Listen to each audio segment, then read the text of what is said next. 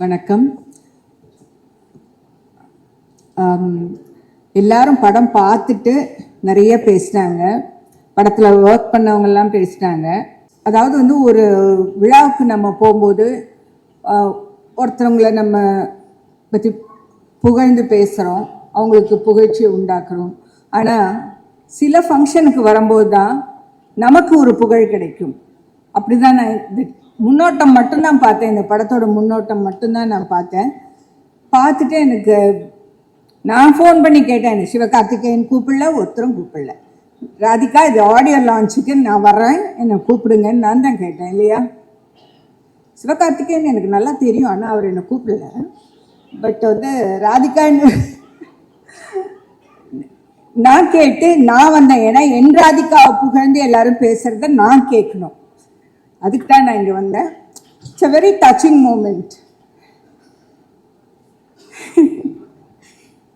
ஒரு சின்ன நான் வர ராதிகான்னு சொன்னோன்னா எங்கள் வீட்டில் கேட்டாங்க, நீ படம் பார்த்தியா? ஏன்னா நான் ராதிகாலாம் வெளியில் வரோன்னா வீட்டில் கொஞ்சம் மிரட்டி அனுப்புவாங்க. நீ படம் பார்த்தியா? இல்லை நான் பார்க்கல. என்ன பேசுவேன்? நான் என்ன வேணால் பேசுவேன். ராதிகாவை பற்றி நான் என்ன வேணால் பேசுவேன். நான் படத்தை பார்த்து தான் பேசணும்னு கிடையாது, நான் பார்த்துட்டேன். ட்ரெய்லரை வந்து அவங்க எனக்கு அனுப்புனாங்க, நான் அத்தனை வாட்டி பார்த்தேன். ஒன்றுனே ரசித்து பார்த்தேன். அவங்க அப்பாவை அதில் பார்த்தேன் நான்.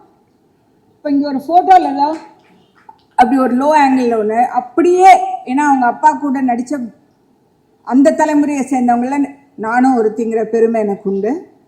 அவங்க அப்பாவை நான் அங்கே பார்த்தேன். அவ்வளோ பெரிய நடிகர், அவருடைய லெகசியை அவங்க அழகாக கொண்டு வந்திருக்காங்க.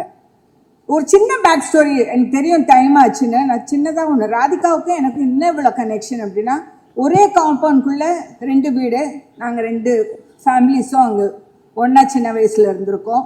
நான் கொஞ்சம் பெரிய பாப்பா, அவங்க ரொம்ப சின்ன பாப்பா. நான் வந்து எனக்கு ஃப்ரீயாக கிடச்ச ஒரு பொம்மையாக நினச்சி அவங்கள நான் இடுப்பில் தூக்கி வச்சுட்டே நிற்பேன். திடீர்னு ஊரை காலி பண்ணி அவங்க வேறு ஊருக்கு போயிட்டாங்க. இந்த பொம்மையை எங்கிட்டேருந்து எடுத்துகிட்டு போயிட்ட ஒரு ஃபீல் எனக்கு ரொம்ப வருஷம் இருந்தது. ஏன்னா அப்போல்லாம் பொம்மைலாம் வாங்கி கொடுக்குற அளவுக்குலாம் நாங்கள் வசதியானவங்க கிடையாது. இது ஃப்ரீயாக எனக்கு ஒரு கிடைச்ச பொம்மை, நான் தூக்கி வச்சுட்டு எப்போவுமே நிற்பேன். அப்படி கட் பண்ணாக்கா காலத்தின் கொடுமை நான் நடிகை ஆகிட்டேன். மேட்டுப்பாளையத்தில் ஆடு கூட நடிக்கிறேன், ஆட்டுக்கார அலமேலும். அப்போ வந்து கொரியோகிராஃபர் நம்ம டான்ஸ் மாஸ்டர் புலியூர் சரோஜ சித்தி சொன்னாங்க, ராதாண்ணன் பொண்ணு நடிக்கிறாங்க, அந்த ஷூட்டிங்க்கு தான் நாங்கள் வந்திருக்கோம். உடனே எங்கள் அம்மா கேட்டாங்க, கீதா அவங்க பொண்ணா? ஆமாம். உடனே நம்ம போகலாம் ராதிகா போய் பார்த்தா ரயில் ட்ராக்கில் தலையை வச்சுட்டு சிரிச்சிட்டு இருக்காங்க. ஸோ பார்த்தோன்னே என் பொம்மை திரும்பி கிடச்சிடுச்சுங்கிற ஒரு பெரிய சந்தோஷம் எனக்கு. இப்படி நான் பார்த்தேன் ராதிகாவை, இன்னைக்கு நான் இப்படி பார்க்குறேன். அவங்கள என்னை விட பெருமைப்படக்கூடியவங்க இருக்கிறதுக்கு வாய்ப்பே கிடையாது. அவங்க அம்மா இருந்தால் எவ்வளோ சந்தோஷப்பட்டிருப்பாங்களோ, நான் நிஜமாக ரொம்ப சந்தோஷம். எனக்கு இந்த படத்தை பார்த்துட்டு எனக்கு அது எப்படி சொல்கிறதுன்னு எனக்கு உண்மையில எனக்கு புரியாது. ஏன்னா கமல் சார் வந்து எனக்கு ஒரு நாள் காலையில் ஃபோன் பண்ணார். ஃபோன் பண்ணிட்டு, அம்மா ராதிகாவுக்கு என்ன உடம்புக்கு கேட்டார். அப்போ அவங்க டெங்கு ஃபீவர், அவங்களுக்கு ஒன்றும் இல்லை சார், சரியாயிடுச்சு, வீட்டுக்கு வந்துடுவாங்க. நான் ட்ரெய்லர் பார்த்தேன், என்னம்மா நடிச்சிருக்குமா அந்த பொண்ணு, எனக்கு சொல்ல முடியல அப்படின்னாரு. அதாவது வந்து நான்லாம் வந்து கமல் சார் வந்து ஒரு நடிப்பு கடவுளாக பார்க்குறேன். நான் அவர் வாயால் அது சொல்கிறது போது எனக்கு வந்து அவ்வளோ சந்தோஷமாக இருந்தது. சார் ஒரு நிமிஷம் சார், நான் ராதிகா சொல்லிட்டு வந்துடுறேன், சீக்கிரம் வெளியில் வந்துடுவாங்க சார், இதை நான் சொன்னேன்னு சொல்லிட்டு நான் ஃபோன் பண்ணி சொன்னேன். She also so happy. இப்போ 4 நாளைக்கு முன்னாடி ஃபோன் பண்ணார். நான் படம் பார்த்தேன், என்னப்பா இப்படி நடிச்சிருக்கு, அப்படியே ஆத்மார்த்தமாக சொன்னார். நீ படம் பார்த்துட்டு எனக்கு ஃபோன் பண்ணி நீ சொல்லுவ பாரு, நீ சொல்லுவ அப்படின்னு சொன்னார். அவ்வளோ ஒரு சந்தோஷமாக இருந்தது. ராதிகா இந்த மாதிரி நீங்கள், எனக்கு ரொம்ப மனசு வருத்தம் வந்து ரொம்ப நாளைக்கு முன்னாடி எம்எஸ்விக்கு வந்து ஒரு ரெக்கக்னிஷனே கிடைக்கலையேன்னு நான் பல இடங்களில் நான் புலம்பியிருக்கேன். இப்போ அவர் வாழ்ந்த அந்த தெருவுக்கு அவருடைய பேரை வச்சுருக்காங்க. ரொம்ப சந்தோஷமாக இருந்தது. அதே மாதிரி ராதிகா வந்து இன்னும் ரெக்கக்னேஷன் கிடைக்கல, தேசிய அளவில் கிடைக்கலங்கிறது எனக்கு ரொம்ப பெரிய கோபம், வருத்தம் கிடையாது, பெரிய கோபம் எனக்கு. எத்தனை பேர் இருக்காங்க இந்த மாதிரி நடிக்கிறதுக்கு. இப்போ எல்லாரும் சொன்னாங்க, அப்படி பார்க்கும்போது ஒரு ஹீரோயிக்காக இருந்தது, ஏன் ஹீரோயினாக இருக்கக்கூடாதா? நாங்கள் எங்களுக்கு வந்து சொந்தமாக சுயமாக முடிவெடுக்கிறதுக்கான ஒரு தகுதி இல்லையா? ஆக்சுவலி ஒரு வீட்டில் பார்த்தீங்கன்னா ஏதாவது ஒரு இக்கட்டில் மாட்டிக்கிட்டாங்கன்னாக்கா இந்த ஹஸ்பண்ட்ஸ்லாம் இல்லை நான் வீட்டில் கேட்டு சொல்கிறேன் அப்படின்னு எஸ்கேப் ஆகிடுவாங்க. ஆனால் நாங்கள் அந்த மாதிரி சொல்ல மாட்டோம், பார்த்துக்கலாம் வாங்கன்னு சொல்லுவோம். அந்த மாதிரி பெண்களால் எதுவுமே முடியும். நான் இங்கே சிவகார்த்திகேயனையும் இதோடைய இயக்குனரையும் நான் ரொம்ப பெருசாக வணங்குறேன். ஏன்னா அவங்க வீட்டு பெண்களை மதிக்கிறவங்க தான் இந்த மாதிரி அவங்க வேலையிலையும் அந்த பெண்களை மதித்து காட்டுவாங்க. நீங்களாம் வயசுல ரொம்ப சின்னவங்க, ஆனா உங்களுக்கு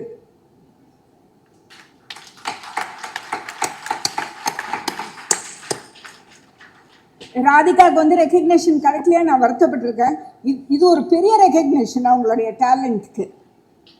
எத்தனை பேர் ஒரு பெண்ணை மையப்படுத்தி நீங்க தமிழ் சினிமா ஆரம்பிச்ச காலத்துலேருந்தோ இல்லை இந்திய சினிமா ஆரம்பிச்ச காலத்துலேருந்தோ பார்த்தீங்கன்னா 1000 படம் எடுத்திருந்தாங்கன்னா ஒரு 100 படம் தான் பெண்களை மையப்படுத்தி எடுக்கப்பட்டிருக்க படமா இருக்கும். அந்த படத்துல அந்த வரிசையில இந்த படம் நிச்சயமா காலத்தால அழிக்க முடியாத ஒரு படமா இருக்கும். அதுக்கு உங்களுக்கு அனைத்து பெண்கள் சார்பாகவும் உங்களுக்கு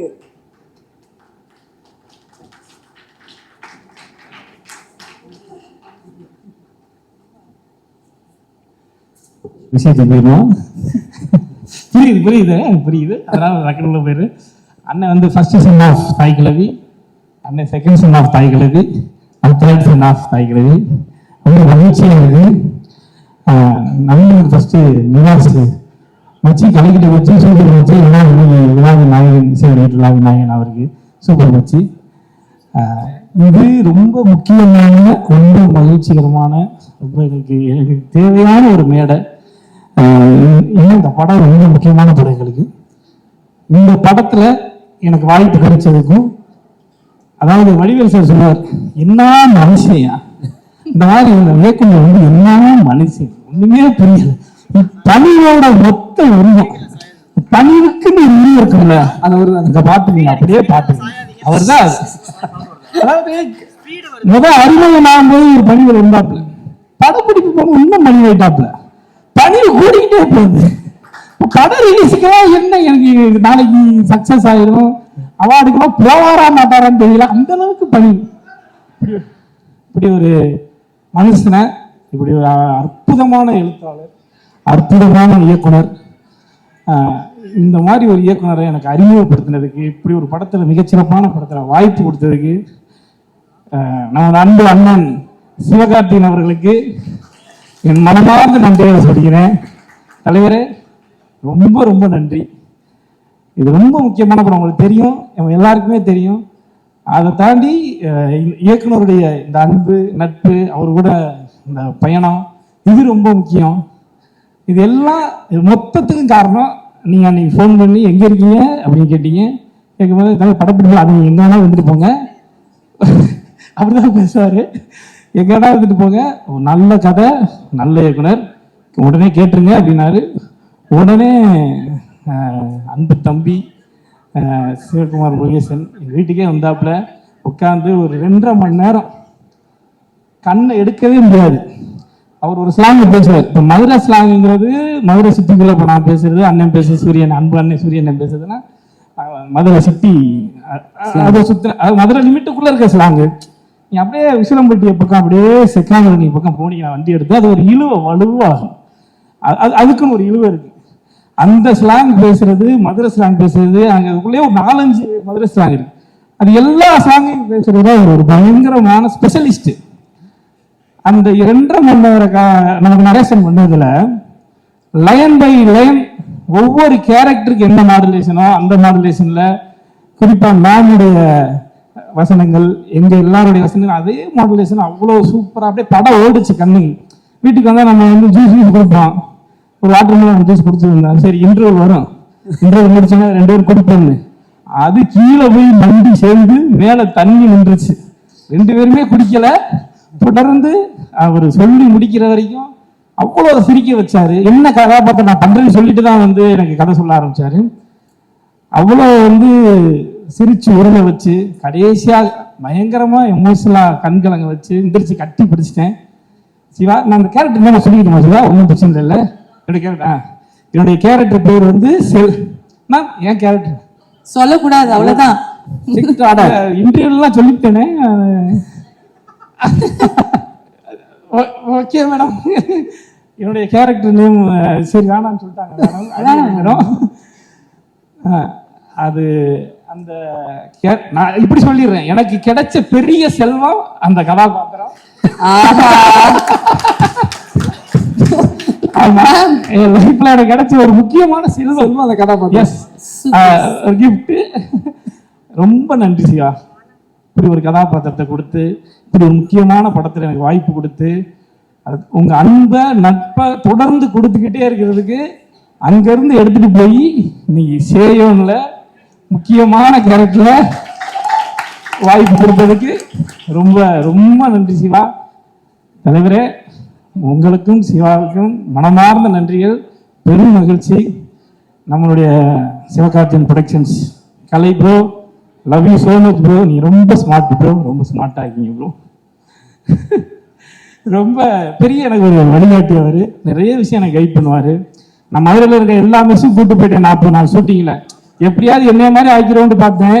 ஆனால் அவர் ரிவர்ஸில் போயிட்டாரு, நான் அடுத்த கட்டத்துக்கு போயிட்டேன். ரொம்ப ரொம்ப நன்றி bro. Always love you bro.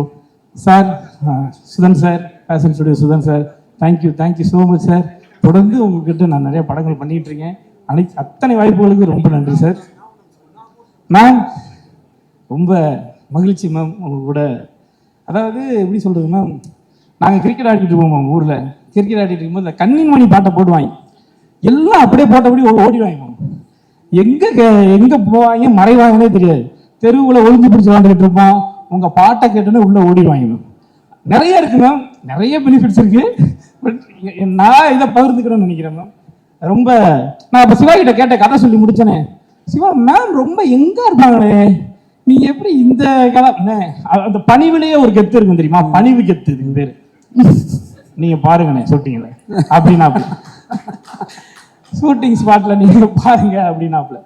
சரி என்னதான் செஞ்சிருக்காங்கன்னு பார்ப்போம் அப்படின்னு நாங்கெல்லாம் உட்காந்துக்கிட்டு இருக்கோம். அன்னைக்கெல்லாம் உட்காந்து பார்த்து ஆனால் எனக்கு முடிச்சிடனே புரியுது, எனக்கு புரியுது. ஏன்னா நீங்க அதுக்கப்புறம் 7 மணி நேரம் எடுப்பீங்க எனக்கு தெரியும், அதனால நான் பேசிக்கிறேன். நீங்க பாருங்கன்னாப்புல மேம் இறங்கி வந்தாங்க. அவ்வளவு தத்ரூபமா நீங்க எல்லாம் நீங்க இன்னைக்கு போட்டோல பாக்குறீங்க, நீங்க ட்ரெய்லர்ல பாக்குறீங்க, நீங்க படங்கள்ல பார்க்க போறீங்க, படத்துல பார்க்க போறீங்க. நாங்க நேரா பார்த்தோம், அவ்வளோ தத்ரூபமா இருந்துச்சு, அவ்வளோ டீட்டெயிலிங்கா இருந்துச்சு. அது அவ்வளோ வெயிட்டு மேம், பயங்கரமா இருந்துச்சு மேம். அந்த கிட்ட சூப்பர் மேம். நிறைய மேம பத்தி பாராட்டு நான் வாழ்த்த வயதில்லை மேம், வணங்குகிறேன். ஆனா ஒரே ஒரு விஷயம் சொல்லிடுறேன் மேம், இது வரைக்கும் அந்த தலைவர்கிட்ட நான் சொன்னதில்லை, சிவா கிட்டையும் நான் சொன்னதில்லை. என்னன்னா மேம், நம்ம அந்த ஒரு சீன் இருக்கு, ஆஸ்பத்திரி சீனு. அப்ப நம்மளை தூக்கி குட்டி யானையில உட்கார வச்சிருவாங்க. நான் தான் அவங்க கூட உட்காந்துருப்பேன். அப்ப கொஞ்ச நேரம் இவங்களுக்கு வந்து இந்த ஷார்ட் கொஞ்சம் டைம் எடுத்துச்சு. அப்போ கொஞ்ச நேரம் உங்கள்கிட்ட பேசுறதுக்கான வாய்ப்பு கிடைச்சிச்சு. பேசிட்டு இருந்தீங்க மேம். நீங்க வந்து ஃபுல் நம்ம தாய்க்கலை கெட்டப்பில் இருக்கீங்க. அப்போ டக்குனு உங்க உதவியாளர் ஒரு ஃபோனை வந்து கொடுத்தாங்க. மேம் உங்களுக்கு வந்து ஒரு கால் வந்திருக்கு. நீங்க டக்குனு அதை எடுத்துட்டு மேம் நல்லா கேட்டு நம்ம தாய்க்கலை கெட்டப்பு 2 பக்கமும் தொங்கட்டான் தொங்குது, காதுல தொண்டைக்கு தொங்குது, அந்த கொண்டை மேமுடைய சுங்குடி சேலை மேமுடைய கிட்ட பார்த்துக்க. இதில் வந்து ஐஃபோன் எடுத்துட்டு டக்குன்னு அதாவது இந்த இங்கிலீஷ் வந்து நான் கேம் ஆஃப் த்ரோன்ஸ் பிரேக்கிங் பேட்ல இந்த மாதிரி ஆங்கிலங்கள் கேள்விப்பட்டேன். இந்த மாதிரி ஆங்கிலத்தை வந்து அந்த ப்ரொனன்சியேஷன் ஆஃப் ஃப்ளூயன்சி அப்படின்றாங்கல்ல, தாய்க்கலை கெட்டப்பல அப்படி ஒரு ஃப்ளூயன்ஸா இங்கிலீஷ் பேசி பார்த்திருக்கியா? படத்துல கூட நீங்க பார்க்க முடியாது, நான் பார்த்திருக்கேன். நான் அப்படியே பார்த்தேன், இது சூப்பரா இருக்கு. நம்ம அப்பத்தாக்கெல்லாம் அம்மாச்சிக்கெல்லாம் இந்த மாதிரி ஆங்கிலம் பேசினா எப்படி இருக்கும்? ஏன்னா நான்லாம் இங்கிலீஷ் பாத்தியா, நான் இங்கிலீஷே மதுரை ஸ்லாங்ல பேசுறேன். Homework or not no tomorrow free parents, இதுதான் நமக்கு தெரிஞ்ச இங்கிலீஷ். அந்த மாதிரி மேம் பக்கத்துல இருந்து நான் படிச்சத நிறைய இருக்கு, அதனால ஷேர் பண்ணிட்டோம். ரொம்ப மகிழ்ச்சி. மொத்தமா இந்த படம் வந்து ரொம்ப முக்கியமான படம். சரத்ஷா சொன்ன மாதிரி விமன் இண்டிபெண்டன்ஸை பற்றி பேசுது, ரொம்ப அவசியமான ஒரு அரசியலை பேசுது, ரொம்ப பொலிட்டிக்கலி ரொம்ப சரியான படம். இப்படி ஒரு படத்துல எங்களுக்கு வாய்ப்பு கொடுத்ததுக்கு சிவகார்த்திகேயன் தலைவருக்கு, சிவமுருகேசன் அன்பு தம்பி இயக்குனருக்கு, பேஷன் ஸ்டுடியோ சுதன் சாருக்கு, கலை ப்ரோக்கு எல்லாருக்குமே ரொம்ப பெரிய நன்றிகள், ரொம்ப மகிழ்ச்சி இருக்கு. Eagerly waiting for saving. எங்கள் அன்பு அண்ணன் சூரிய அண்ணன் கூட வந்து இப்போ மண்டாடி அண்ணனுடைய அன்பால் நடிச்சுக்கிட்டு இருக்கேன். இப்போ அடுத்து அதில் சந்திப்போம் நம்ம. ரொம்ப மகிழ்ச்சி. தேங்க்யூ. நன்றி.